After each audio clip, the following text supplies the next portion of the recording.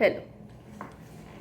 आज के इस वीडियो में मैं आप सबको CR1 का बेसिक एक प्रोसेस बताने वाली हूँ कि आपको क्या अप्लाई करना है और कितने टाइमलाइन में आपको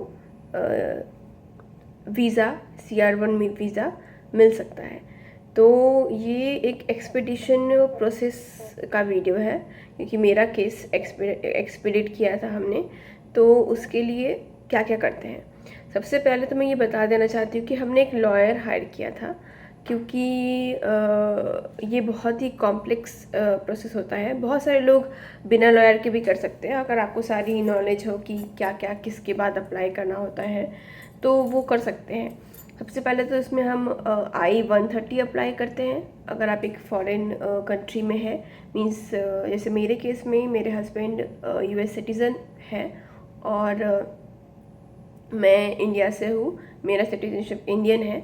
तो हम लोगों ने वो इंडिया आए थे और वहाँ हम लोगों ने शादी की थी। तो अगर ऐसा किसी का केस है तो उनके लिए ही ये हेल्पफुल होगा।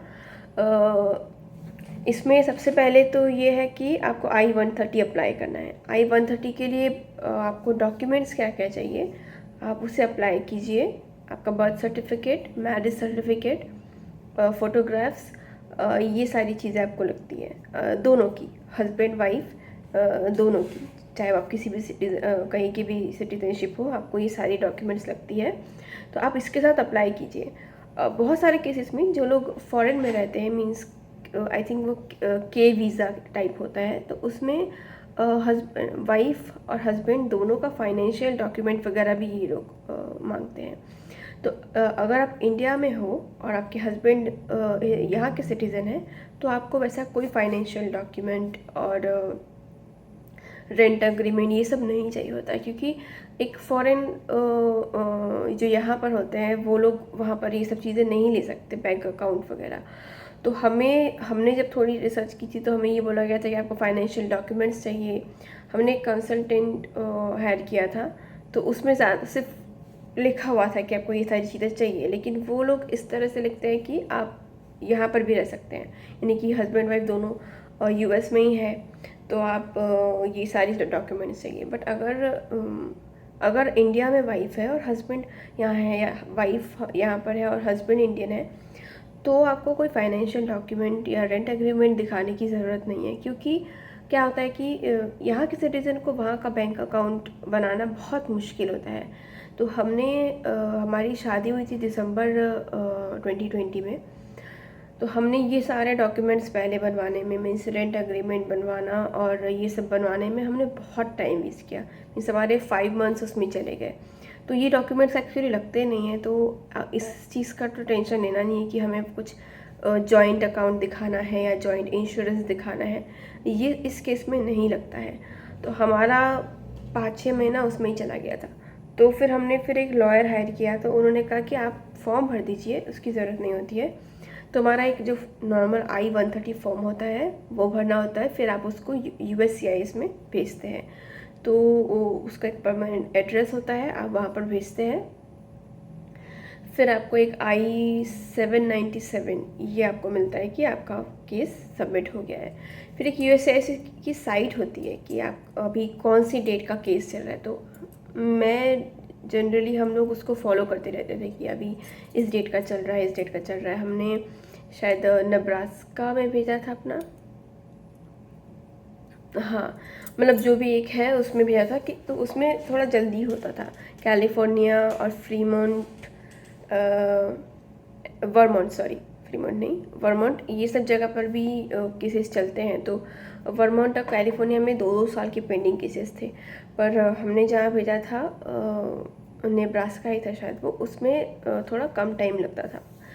तो हमने उसके लिए 7 महीने वेट किए। मीन्स हमने मई में अपना केस अप्लाई किया था I-130। तो हम उसके बाद बैठे ही थे कि हाँ चलो, जब मई का 18 मई 2021 का जब डेट आएगा उसके बाद मीन्स वो उसको प्रोसेस करेंगे, क्योंकि एक प्रोसेस में ही ये लोग 8-9 महीने लगाते हैं। तो फिर हमें सडनली ये पता, हमने कांटेक्ट किया हमारे लॉयर को आफ्टर 7 मंथ, जब 18 मई वाला केस हो गया तो उन्होंने बोला कि हमारा केस उन्होंने दूसरी जगह कहीं भेज दिया। तो अमर इट वाज हमारे लिए बहुत ही एक टेंशन वाला सिचुएशन था, क्योंकि आप बहुत दिन से वेट करते हो रहते हैं कि आपका प्रोसेस आगे बढ़ेगा। तो हमने हमारे लॉयर से बात की कि हम क्या कर सकते हैं। तो एक्चुअली आपका लॉयर आपकी हेल्प ज़रूर करता है, बट चीज़ें आपको पता होनी चाहिए। आप जब तक उनसे पूछेंगे नहीं, वो लोग नहीं बताते। हमारा लॉयर यही यूएस के ही होते हैं, आपको ऐसा ही हायर करना होता है जो जिनके पास यहाँ का सर्टिफिकेशन या डिग्री होता है। तो हमने उनसे फिर फोर्स किया कि हम क्या कर सकते हैं, ऐसे तो टाइम लग जाएगा, क्योंकि टाइम लगता है, फिर उस टाइम पे और 5 महीने लग जाते हैं। तो उन्होंने कहा कि अगर कोई मेडिकल इमरजेंसी होती है या मेडिकल सिचुएशन होती है, सीरियस सिचुएशन, तो आप एक्सपीडिशन अप्लाई कर सकते हैं। तो एक्सपीडिशन के लिए ऐसा कुछ अब ये नहीं बता सकते कि डिप्रेशन हो रहा है या मेंटल डिजीज़ है, बहुत सीरियस कुछ हो तो ही आप एक्सपीडिशन कर सकते हैं। तो मेरे हस्बैंड की एक मेडिकल कंडीशन थी, तो उनके सर में कुछ प्रॉब्लम थी। तो हम लोगों ने फिर उसके लिए हमारे डॉक्टर से बात किया, उन्होंने अपने डॉक्टर से बात किया। तो उनका एक रेफरेंस लगता है, अगर डॉक्टर ने रेफरेंस दिया तो आप उस रेफरेंस के साथ एक्सपीडिशन अप्लाई कर सकते हैं। ये बात हमें नहीं पता थी। अगर हमें ये बात पता होती तो हम शायद 7 महीने नहीं वेट करके 3-4 महीने में भी अगर हमने अप्लाई किया होता तो प्रोबेबली हमारा केस एक्सपीडाइट हो जाता। मीन्स जितना टाइम हमें लगा उतना नहीं लगता। तो हमने जब केस अब एक्सपीडिट किया तो एक्सपीडिशन का एक ये चीज़ मैंने फ़ायदा देखा कि वो लोग 10 दिन के अंदर आपको रिप्लाई करते हैं। तो हमने जैसे ही अपना केस एक्सपीडिशन में डाला, 10 डेज़ में ही उन्होंने USCIS ने हमारा केस नेशनल वीज़ा सेंटर को भेज दिया, NVC। लोग अलग अलग टर्मिनोलॉजी यूज़ करते हैं, कुछ लोग DQ यूज़ करते हैं, जिसका मुझे उतना आइडिया नहीं है।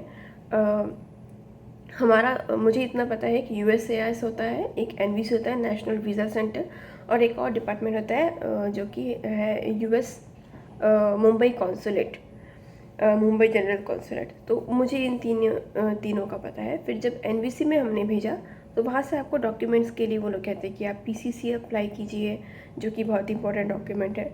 तो PCC अप्लाई कीजिए, आपको बर्थ सर्टिफिकेट देना है, मैरिज सर्टिफिकेट देना है, और फिर वो DS 260 ये फॉर्म्स भरने होते हैं। 2-3 फॉर्म वहाँ भरने होते हैं। I-130 के टाइम भी आपको 1-2 और फॉर्म्स भरने होते हैं। तो एक्चुअली वो मेरे हस्बैंड ने मैंने फिल किया था।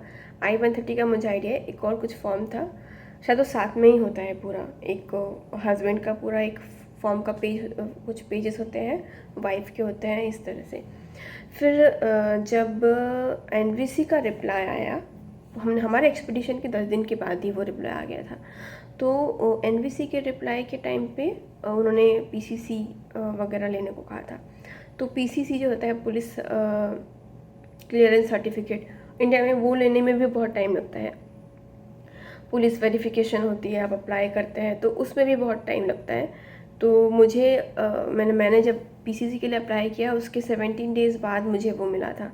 मतलब मुझे जनवरी 31 में NVC का मेल आया था कि आपका केस हमारे तक आ गया है और आप अभी ये सब सारे डॉक्यूमेंट्स सबमिट कीजिए। वो लोग एक पोर्टल देते हैं, वहाँ पर आपको पता होता है कि इसके बाद ये चीज़ें करनी है।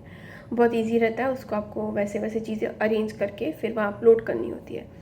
तो फिर मेरा PCC का डेट 15 दिन में आया, फिर मुझे PCC और 15 दिन, मतलब मेरा वो डॉक्यूमेंट मिलने में ही 1 महीना लग गया था। PCC आप पहले से नहीं अप्लाई कर सकते हैं, क्योंकि उसके लिए वो 6 महीने ही वैलिड रहता है, ऐसा कुछ भी रहता है। तो फिर डेट मिलना और ये सब में वो एक्सपायर हो सकता है, फिर बार बार PCC लेना भी बहुत मुश्किल है। तो हमारा 1 महीना उसमें लगा था। फिर हमने जब डॉक्यूमेंट्स अपलोड किया तो वो वहाँ पड़ा हुआ था।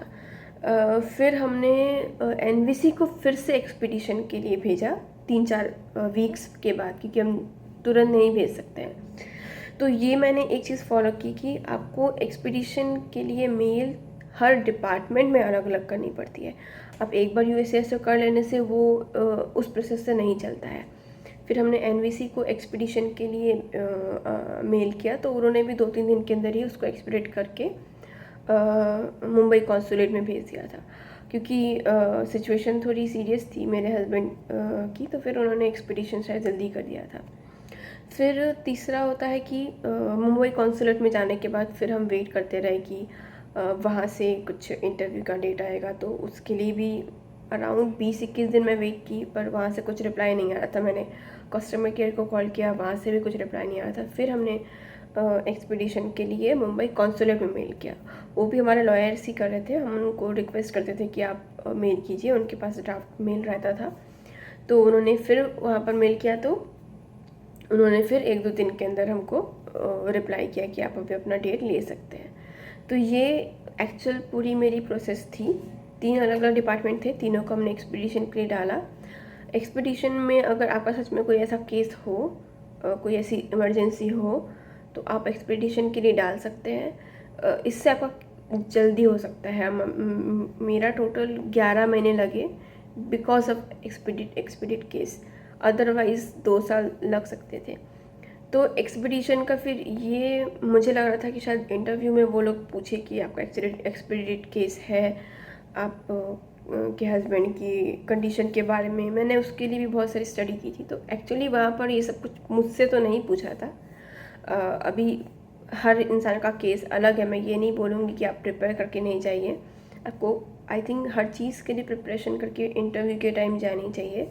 आप डॉक्यूमेंट्स सारे अच्छे ले जाइए, और मतलब अभी तो ज़ेरॉक्स तो रखती नहीं है, पर अगर आपको ले जाना है तो आप ले जा सकते हैं, ताकि वहाँ जाके कोई प्रॉब्लम ना हो। तो ये सारी चीज़ें हैं। मेरा एक्सपीडिट केस था, इसलिए थोड़ा जल्दी हो गया। बट मेरा जहाँ तक रिसर्च कहता है, तो अगर आपका केस एनवीसी तक पहुँचा है, मींस अप्रूव हुआ है I-130, और वो एनवीसी तक जाता है, जिसे शायद दूसरे लोग DQ कहते हैं, डेट ऑफ क्वालिफिकेशन। तो उसके बाद भी 2-3 महीने लगते हैं। मुंबई कॉन्सुलेट के पास जाने के बाद भी 2-3 महीने लगते हैं, और ये डिफ़र करता है हर केस के ऊपर, सबका अलग अलग होता है। तो यही एक्सपीडिशन के ऊपर मुझे कहना था।